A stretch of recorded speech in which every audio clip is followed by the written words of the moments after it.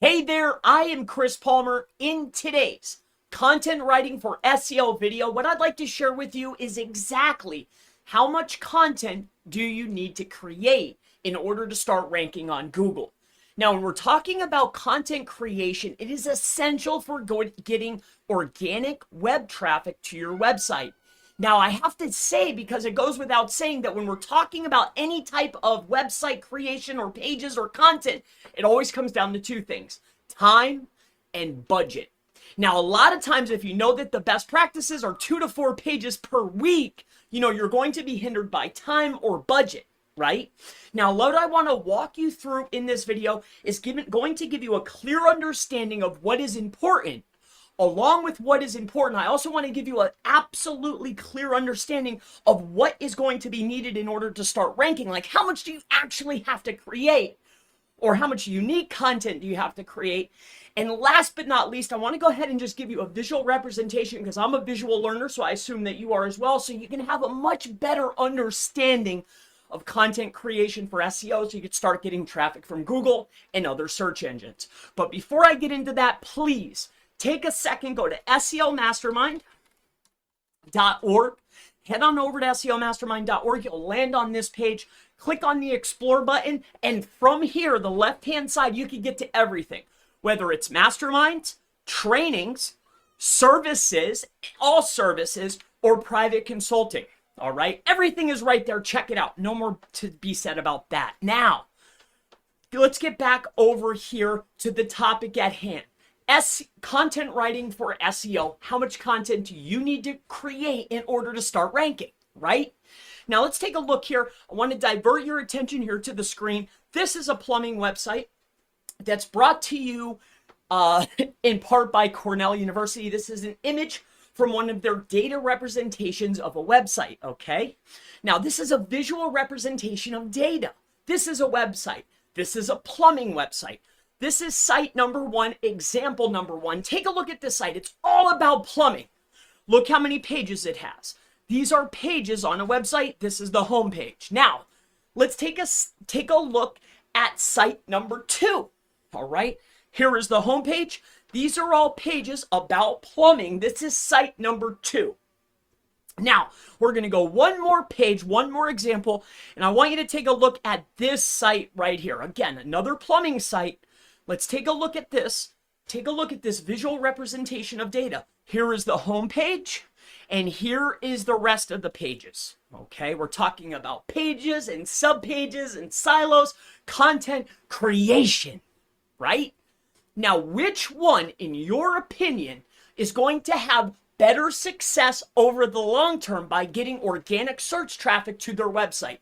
Site 1, site 2, or site number 3? They're all the same type of site, but which one overall will have more success getting more traffic in the long term? Site number 3. Because if we're thinking like a computer, like an AI, like Google, at the end of the day, Google doesn't care what the site looks like. It doesn't read the words. It doesn't care. If I'm looking at a graphical visualization of data, which site is going to perform the best? The site that covers the topic in its entirety, of course. So if we take a look here, if we're going to create content with an end goal in mind to cover every topic possible about a specific topic, that site over time is going to perform better, right? Right. So the rule of thumb is 2 to 4 pages on a weekly basis, right? But you could be more strategic than that when creating our content. And that's exactly what I'm going to lay out for you right now. We could be more strategic about our content creation process. Because at the end of the day, if we scroll down here and we start talking about a plumbing website, which these 3 examples lay out or depict, we can see that we're going to have our homepage. We're going to have our commercial services page. We're going to have our residential services page. We'll have our about, our plumbing tips, or you can call it a blog, but it's really just a tips, right? Because nobody's searching for a plumbing blog, right? But they might be searching for plumbing tips. And then on top of that, you'll have other filler pages like copyrights, privacy policies, about us's, things along these lines. Maybe you need something for the hearing impaired. You're going to have other types of filler type pages, right? So these pages right here, as far as content creation, right? We need these pages. Here's one page. This is 14 pages. That's 15, 16, 17, 18, 19, 20 from the door. 14 different services plus filler pages is at least 20 pages from the door without even doing any type of content creation, right? Now, here's a way that you can go ahead so you can better understand the creation or the process, is that after I create a piece of content, okay, regarding a specific type of service, a really good rule of thumb is that I should create 3 pieces, okay, of supporting content to better give more depth to that particular product. And what I mean by this is if I'm doing, just so I can have a better example here, let's go out here and let's just say this, okay? Let's do, here, we'll go over here. Let's clean this off. All right. Okay. So here, come over here to Google. All right. Let's just do Houston Plumber. Okay. I was going to show this example. I just looked this up. So I know that there's a nice one there that has a layout that I want to share. Okay. I don't know whose site this is. It's just an example. Okay.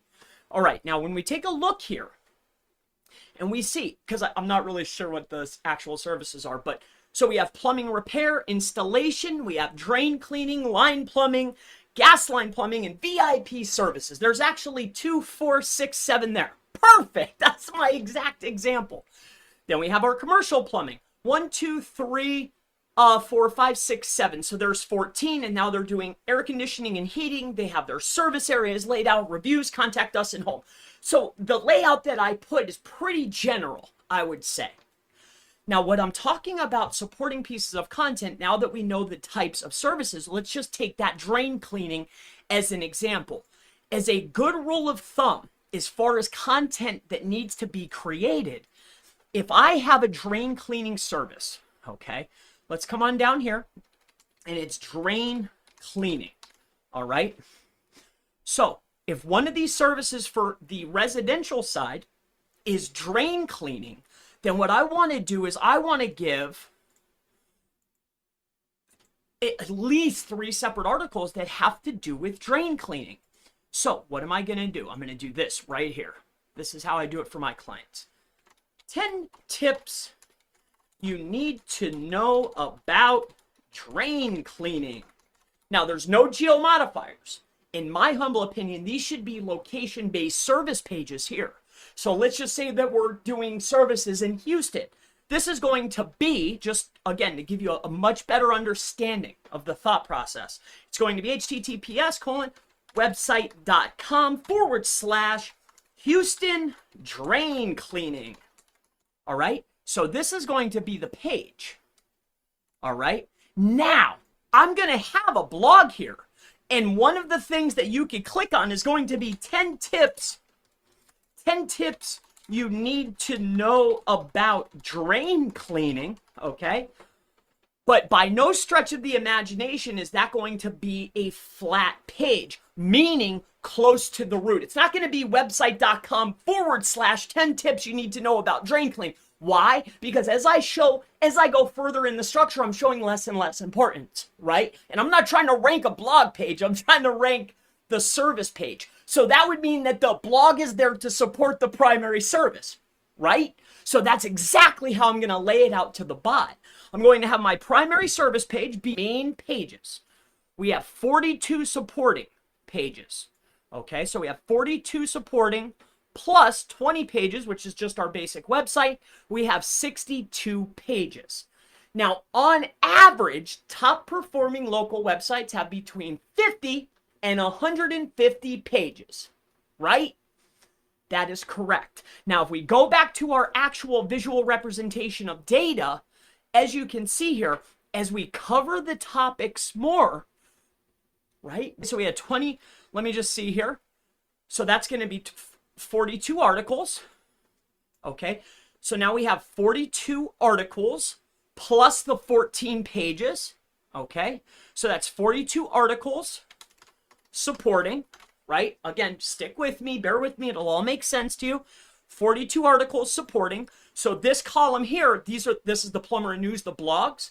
There's going to be 42 articles in our blog, but they're only going to support the main ideas, the product pages, okay? So now, here, if we're in Houston, I write this article. Now, you'd probably make something a lot more clever, but it's going to be like this, okay? You probably won't make it this long, but just to prove a point here, just to give you understanding, all right? So we've created our 1 plus 14, 15, 16, 17, 18. So we have 20 pages total that are just main pages. We have 42 supporting pages. Okay, so we have 42 supporting plus 20 pages, which is just our basic website. We have 62 pages. Now, on average, top performing local websites have between 50 and 150 pages, right? That is correct. Now, if we go back to our actual visual representation of data, as you can see here, as we cover the topics more, right, we're expanding our reach. We're covering more keywords, keyword variations. We're covering more entity types. We're covering more co-occurring phrases. We're able to expand the amount of keywords that we're ranking for, and we'll also expand how much traffic. So to get back to the main topic, it's like, how much content should I create? Well, this is going to be primarily based on how many services you have and how many service pieces of content you want to create in order to support the main topic, all right? Now, are you just going to write content just to write content? Sure, if you're a blog writer, but it should be all about one topic, and it should always have one purpose: to drive sales for the primary service. Now, as you add services or variations of service, or if you want to talk about services, you can add more services and then add more supporting pieces of content, right? So how much content should you create? You need to have your, just to drive it all back together, lay out your initial actual pages that you need to have. Homepage, top level pages like commercial or residential plumbing, your about us or plumber tips, privacy, copyright. Lay out your services, okay, your primary service, so your location-based service pages. If you have more than one location, well, then you'll have a boatload of content, right? But if it's one location, one service, on average, you're going to have these primary pages, you're going to have your service pages, and then you want to build at least 3 supporting articles to support the product or service that you're promoting or that you're offering. And this is how much content you want to create. Now, in order, because of time and because of budget, and you're probably in a hurry, plus there's Google factors and updates and links and all kinds of other madness going on, where people miss the boat and where they start creating content that doesn't really help produce a ranking increase, is that they start running out of ideas or supporting pieces of content to the main service, and then they just start cranking out blog articles, right?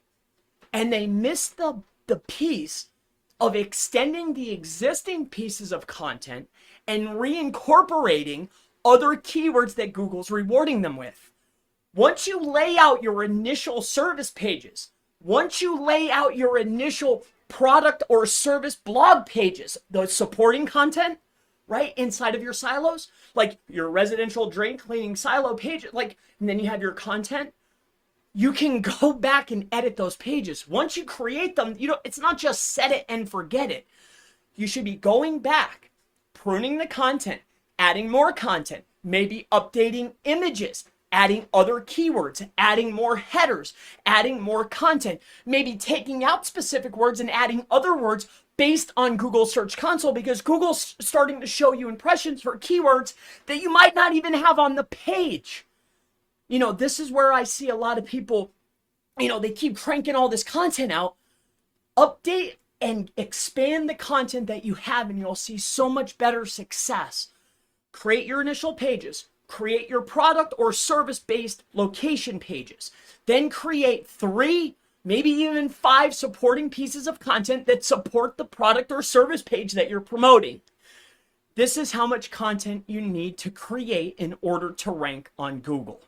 My name is Chris Palmer. If you have any future questions at all related to SEO content writing, anything, never hesitate. Feel free to go ahead and ask in the section below. And I always look forward to seeing you in the next Content Writing for SEO. How much content do I need to create in order to start ranking on Google video? I'll see you in the next one. Thank you so much and have a wonderful day. Bye-bye.